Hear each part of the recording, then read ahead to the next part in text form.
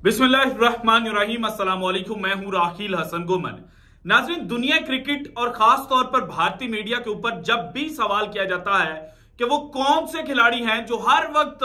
पैसे के लिए अपने मुल्क को बेचने के लिए तैयार रहते हैं, तो भारतीय क्रिकेट लवर्स और भारतीय मीडिया के ऊपर एक ही मुल्क का नाम लिया जाता है और यह कहा जाता है कि जनाब पाकिस्तान वो मुल्क है जिसके खिलाड़ी पैसे के लिए अपने मुल्क को बेच देते हैं। लेकिन अब जनाब भारत और इंग्लैंड के तीसरे टेस्ट मैच से पहले एक नई दास्तान सामने आई है और वो भारतीय मीडिया, वो भारतीय क्रिकेट लवर्स जो पाकिस्तान का मजाक उड़ाते थे कि पाकिस्तानी खिलाड़ी जो हैं वो अपने मुल्क से मोहब्बत नहीं करते बल्कि उनको सिर्फ और सिर्फ पैसे से मोहब्बत है और इसीलिए जनाब कभी वो नो बॉल्स फेंक देते हैं, कभी मैच फिक्सिंग कर लेते हैं। तो अब भारत के जो 4 खतरनाक खिलाड़ी जो इनको T20 वर्ल्ड कप 2024 जितवा सकते हैं, उनके हवाले से एक नया स्कैंडल सामने आया है। और मैंने अपने थंबनेल के ऊपर फिक्सिंग स्कैंडल इसलिए नहीं लिखा क्योंकि ये डायरेक्ट फिक्सिंग के जुमरे में नहीं आता, but it is a kind of fixing. और जो पाकिस्तान के खिलाड़ी माजी में कर चुके हैं, ये उससे भी खतरनाक स्कैंडल है क्योंकि इस स्कैंडल की जिद में अब जो भारतीय क्रिकेट बोर्ड आया है, तो अगर भारतीय क्रिकेट बोर्ड ने इस चीज को कंट्रोल ना किया तो फिर आने वाले वक्तों में भारत की जो क्रिकेट है वो खत्म भी हो सकती है और भारत को इंटरनेशनल लेवल पर रिप्रेजेंट करने वाले जो खिलाड़ी हैं वो दस्तयाब ही नहीं होंगे। सो जनाब जो भारतीय मीडिया इस वक्त रिपोर्टिंग कर रहा है, वो सीधा सीधा सहाफी जो हकायक अवाम के सामने लाते हैं, उन्होंने जनाब अब ये बेड़ा उठाया है कि भारतीय क्रिकेट बोर्ड के अंदर जो इस वक्त एक नई तर्ज की फिक्सिंग चल रही है ना, उसका भांडा जो है वो फोड़ा जाए। और उसकी कुछ इब्तदाई इतलात जो है वो मेरे तक पहुंच चुकी हैं, जो आज की वीडियो में मैंने आपके साथ शेयर करना है। हार्दिक पांड्या, जिनके हवाले से भारतीय मीडिया के अंदर ये चल रहा है कि जनाब इनको T20 वर्ल्ड कप 2024 में भारतीय टीम की कप्तानी जो है वो मिल सकती है, लेकिन इनके ऊपर खेलने पर पाबंदी भी लग सकती है। और इसके अलावा वो कौन से 3 मजीद खिलाड़ी हैं जिनके हवाले से जनाब ये एक नई तर्ज की जो फिक्सिंग है ये सामने आई है, ये आज की वीडियो में मैंने आपके साथ शेयर करना है। इसके अलावा भारत और इंग्लैंड के दरमियान जो तीसरा टेस्ट मैच राजकोट में शुरू होने वाला है कल से, उसकी जो पिच है वो भी जनाब सामने आ गई है। और भारतीय क्रिकेट बोर्ड जो जनाब अपने होम ग्राउंड पर टर्निंग पिचेस बनाकर माजी में जीतता रहा है, इस दफा वो इंग्लैंड के सामने हथियार डालने पर मजबूर हो गया है। और जनाब जो पिच बनाई गई है उसके ऊपर जो भारतीय क्रिकेटर रविंद्रा जडेजा ने वर्डिक्ट दी है और जो स्टेटमेंट दी है वो बड़ी मायनी खेज है। और इस टेस्ट मैच को जीतने के लिए भारत ने जो नई चाल चली है उसके ऊपर भी आज की वीडियो में डिस्कशन करेंगे। लेकिन उससे पहले जनाब पाकिस्तान सुपर लीग सीजन 9 जिसके आगाज में अब सिर्फ 2 दिन बाकी बचे हैं, आज 14 फरवरी है और 17 फरवरी को पहला मैच जो है वो लाहौर के अंदर खेला जाना है। लेकिन आज बाबर आजम जो पाकिस्तान क्रिकेट टीम के साबिक कप्तान हैं, उनके जनाब जो छोटे भाई हैं वो पेशावर ज़ल्मी की किट में ट्रेनिंग करते हुए नजर आए। और उसके बाद पाकिस्तान की जो जनाब क्रिकेट इंडस्ट्री है उसके अंदर भूचाल आ गया और यह कहा गया कि देखे बाबर आजम जो है वो नेपोटिज्म कर रहा है और बाबर आजम ने अपने छोटा भाई जो है उसको प्रमोट करने के लिए उसको जनाब पेशावर ज़ल्मी जो टीम है उसका हिस्सा बना दिया है। सो उसकी जो इतलात अब हम तक पहुंची है उसके मुताबिक यह है कि हर साल जो PSL टीम्स होती हैं वो कुछ खिलाड़ियों को, कुछ लड़कों को ट्रेनिंग सेशन में मदऊ करते हैं और वो जनाब जो खिलाड़ी चंद आते हैं वो फॉरेनर्स को और जनाब जो पाकिस्तान के खिलाड़ी होते हैं उनको ट्रेनिंग करवाते हुए नजर आते हैं। वहां पर बॉलिंग प्रैक्टिस भी करवाई जाती है, बैटिंग प्रैक्टिस भी करवाई जाती है। सो जो बाबर आजम के छोटे भाई को पेशावर ज़ल्मी की जनाब ट्रेनिंग किट में देखा गया है, वो भी इसी तनाजुर में है कि वो जनाब वहां पर प्रैक्टिस करवाने के लिए आए हुए थे। लेकिन फिर भी मेरा ख्याल ये है कि बाबर आजम को इज्तनाब बरतनी चाहिए थी। या तो उनका भाई जो है वो जनाब बाकायदा रेगुलर क्रिकेट जो है वो खेलता हो तो फिर जनाब उनको मदऊ किया जाता। इस तरह से बाबर आजम जो खुद ऑफ द फील्ड चीजों को लेकर बड़े परेशान थे, उनकी जो परेशानियां हैं उसमें मजीद इजाफा हो सकता है। लेकिन जनाब अगर नेपोटिज्म बाबर आजम ने करनी होती तो फिर पाकिस्तान के कैंप में जो उनके छोटे भाई हैं उनको मदऊ किया जाता। लाहौर की जो टीम है उसमें बाबर आजम के भाई को शामिल किया जाता। जिस तरह से माजी में कई ऐसे क्रिकेटर्स जिनके भाई और जिनके रिलेटिव्स जो हैं वो सिर्फ और सिर्फ नेपोटिज्म की बुनियाद पर पाकिस्तान के जो कैंप है उनमें खेलते हुए नजर आए और बाद में पाकिस्तान टीम को भी जनाब उन्होंने रिप्रेजेंट किया और पर्ची पर्ची के टैग जो उन खिलाड़ियों के नामों के साथ लगते रहे हैं वो आप मुझसे बेहतर जानते हैं। सो जनाब जो बाबर आजम के भाई वाली दास्तान है वो सिर्फ इतनी सी है कि जनाब पेशावर ज़ल्मी ने उनको मदऊ किया था, बाबर आजम का इसमें कोई रोल नहीं था। और दूसरा जो बाबर आजम के भाई हैं वो व्लॉगर भी हैं, तो जनाब इस वजह से भी सोशल मीडिया पर थोड़ी सी हाइप क्रिएट करने के लिए भी जो पेशावर ज़ल्मी हमेशा से करती है कि वो जनाब एडवर्टाइजिंग में, मार्केटिंग में जो बाकी पीएसएल फ्रेंचाइजीज हैं उनसे एक स्टेप आगे होती हैं। तो उस तनाजुर में भी इस चीज को देखा जा रहा है कि जनाब उन्होंने जो व्लॉग है उसके लिए भी उनको दावत दी थी कि आप आएं और आप जनाब सोशल मीडिया के ऊपर जो पेशावर ज़ल्मी की टीम है उसको रिप्रेजेंट करें और उसको जनाब थोड़ा सा जो बूस्ट अप है वो दिलवाएं और पेशावर ज़ल्मी की जो जनाब फैन फॉलोइंग है वो इस चीज से इंक्रीज हो सकती थी। अब आते हैं जनाब जो भारतीय क्रिकेट के हवाले से चल रहा है और जो स्कैंडल, फिक्सिंग स्कैंडल है, समहाउ फिक्सिंग स्कैंडल है, उसकी दास्तान आपको सुनाने से पहले जनाब जो भारत और इंग्लैंड के दरमियान तीसरा टेस्ट मैच राजकोट में कल से शुरू होना है सुबह इंडियन स्टैंडर्ड टाइम के मुताबिक जनाब 8:30 बजे ये जो मैच है इसका आगाज होगा। अब यहां पर जनाब जो लास्ट मैच खेला गया था राजकोट में टेस्ट मैच वो 2018 में खेला गया था और इस क्रिकेट ग्राउंड पर अब तक सिर्फ 2 टेस्ट मैचेस जो हैं वो खेले जा चुके हैं। 2016 में जब पहला मैच खेला गया तो वो इंग्लैंड और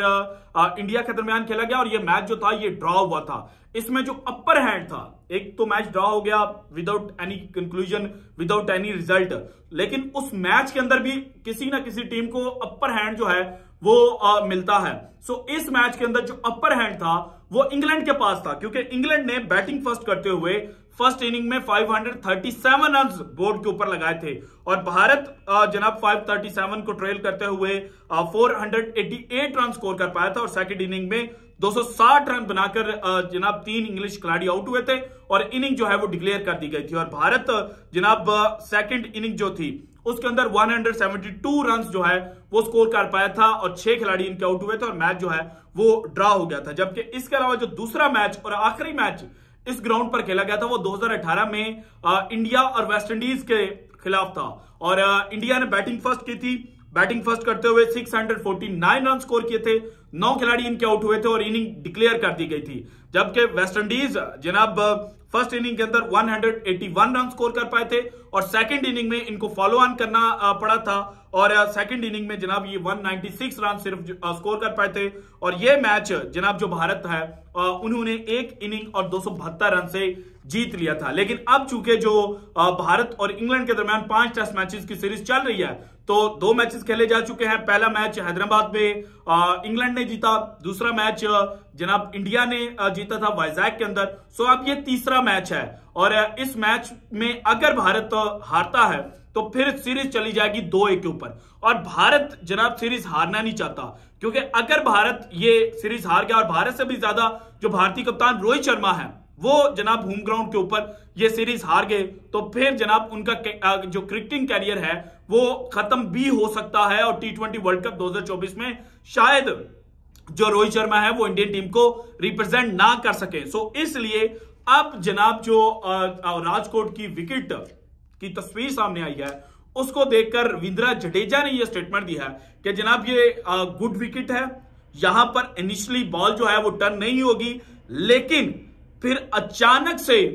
जनाब यहां पर जो पिच है वो अपना बिहेवियर चेंज कर लेगी। सो अगेन जो तीसरा टेस्ट मैच है उसका जो टॉस है वो की रोल प्ले करेगा और वो बता देगा कि जनाब कौन सी टीम जो है वो यहां पर मैच जीत सकती है। लेकिन इसी तर्ज की एक विकेट जो है वो पाकिस्तान ने इंग्लैंड के खिलाफ पिंडी में बनाई थी और फिर इंग्लैंड ने पाकिस्तान को पाकिस्तान के अंदर ठोका था। सो मुझे लगता है कि जनाब अगर इंग्लैंड ये टॉस हारता भी है तो फिर भी इंग्लैंड जो है वो इजी अपोनेंट साबित नहीं होगा और भारत को टफ टाइम देगा जिस तरह से सीरीज के पहले 2 मैचेस में जो इंग्लिश टीम है वो भारत को टफ टाइम दे चुकी है। अब आते हैं जनाब जो पैसे के लिए मुल्क बेचने वाली बात है। और ये भारतीय मीडिया ने बकायदा जनाब जो प्रूफ है उनके साथ शेयर की है कुछ भारतीय मीडिया चैनल्स। बाकी तो आपको पता है कि जनाब जोकर्स की टोली है और वो हमेशा बुग़्ज़े पाकिस्तान के अंदर डूबकर पाकिस्तान के खिलाफ नफरत जो है वो फैलाते हैं। लेकिन अब चूंकि आईपीएल 2024 का आगाज होना है 22 मार्च को, तो भारत के कुछ क्रिकेटर्स जो हैं वो अपने आप को इंजर्ड शो कर रहे हैं, जिन्होंने वर्ल्ड कप में इंजरी इख्तियार की और अब तक कोई भी जनाब उन्होंने भारत का ना डोमेस्टिक और ना इंटरनेशनल मैच खेला था जिसमें सरे फरिश्ता है भारतीय कप्तान T20 टीम के हार्दिक पांड्या। तो अब जनाब बीसीसीआई को समझ आई है कि ये हर साल जब मार्च में आईपीएल का आगाज होना होता है तो उससे 2 माह पहले हमारे कुछ खिलाड़ी जो है वो पुरइसरार इंजरी का शिकार हो जाते हैं और फिर जैसे ही आईपीएल शुरू होता है तो उसके अंदर वो वापस आ जाते हैं। ना जनाब वो डोमेस्टिक मैचेस खेलते हैं ना वो इंटरनेशनल मैचेस खेलते हैं। तो इस वजह से भारतीय कप्तान हार्दिक पांड्या और ईशान किशन, सिराज अय्यर, केएल राहुल, इनके हवाले से यह कहा जा रहा है कि जो माजी में इन लोगों ने किया है ना, इसकी वजह से एक बाकायदा नया रूल बीसीसीआई लॉन्च करने जा रही है जिसमें वो खिलाड़ी जो रणजी ट्रॉफी के 4 से 5 मैचेस सीजन में नहीं खेलेंगे वो आईपीएल के लिए एलिजिबल नहीं होंगे। और अगर आईपीएल के लिए एलिजिबल नहीं है तो फिर इनडायरेक्ट इसका मतलब यह निकलता है कि जनाब उनके ऊपर अनऑफिशियल पाबंदी जो है वो भारतीय क्रिकेट बोर्ड आयद कर देगा। और भारतीय क्रिकेट बोर्ड का ये बहुत बड़ा स्टेप है। मैं चाहता हूं कि पाकिस्तान क्रिकेट बोर्ड जो है वो भी इसी तर्ज का जो स्टेप है वो उठाए कि वो खिलाड़ी जो जनाब पाकिस्तान टीम के साथ ट्रैवल नहीं कर रहे और पाकिस्तान का जो डोमेस्टिक टूर्नामेंट्स हैं वो उनमें नहीं खेलते, स्पेशली कायद आजम ट्रॉफी, तो फिर जनाब उन खिलाड़ियों के जो पीएसएल सीजन जो भी होगा अगले साल से अगर इंप्लीमेंट करता है तो सीजन 10 आ जाएगा, तो सीजन 10 खेलने पर पाबंदी। क्योंकि इसी तरह से आप जनाब जो टेस्ट क्रिकेट जिसमें पाकिस्तान के पास हमेशा ये आता है कि जनाब हम क्या करें, हमारे खिलाड़ी जो हैं उनकी फर्स्ट प्रायोरिटी जनाब टेस्ट क्रिकेट नहीं है, तो उनको भी समझ लगेगी कि जनाब हम अगर 4-5 मैचेस सीजन के खेलते हैं तो इससे ना सिर्फ हमारी बॉलिंग इंप्रूव होगी बल्कि पाकिस्तान को भी फायदा होगा कि ये फलाना खिलाड़ी जो है ये 4 डे या 5 डे क्रिकेट खेल सकता है, तो पाकिस्तान अल्टीमेटली इससे गेन करेगा। लेकिन चूंकि ये भारतीय क्रिकेट बोर्ड ने स्टेप उठाया तो मैं समझता हूं कि ये एक बेहतरीन फैसला है और भारत को चाहिए कि ये जो पैसे के लिए जनाब क्रिकेटर्स मुल्क को छोड़ जाते हैं और मुख्तलिफ हीले बहाने बनाते हैं, चीटिंग करते हैं कि जनाब हम आईपीएल का जो पूरा सीजन है वो खेलें और कोई इंजरी हमें ना हो ताकि जो पैसा बड़ी मोटी रकम है वो हमारी जेब के अंदर आती रहे। और जो फ्रेंचाइजीज हैं वो भी अपने खिलाड़ियों को ये कहती हैं कि जनाब आप आईपीएल शुरू होने से पहले जो बड़ी क्रिकेट है वो ना खेलें ताकि आप इंजरी का शिकार ना हो जाएं और हमारी जो टीम है वो सफर ना करे। तो भाईजान आपको उन आईपीएल फ्रेंचाइजीज पर भी बैन लगाना पड़ेगा जो खिलाड़ियों को इस तरह से करते हैं। अगर आपने वर्कलोड मैनेज करना है तो आप आईपीएल के दौरान करें, आपको जनाब खिलाड़ियों का पता चल जाएगा। और भारत के साथ ये इश्यूज हैं कि वहां पर आईपीएल को इस वक्त इंटरनेशनल क्रिकेट से हाई रेट किया जाता है क्योंकि वहां पर पैसा जो है वो ज्यादा इन्वॉल्व है। So this is it from today's episode. अगर आपको वीडियो पसंद है तो लाइक कीजिएगा, ज्यादा से ज्यादा शेयर कीजिएगा, अपनी कीमती राय का इजहार लाजमी कीजिएगा और अगर आपने अब तक चैनल को सब्सक्राइब नहीं किया तो कर दें। शुक्रिया, अल्लाह हाफिज।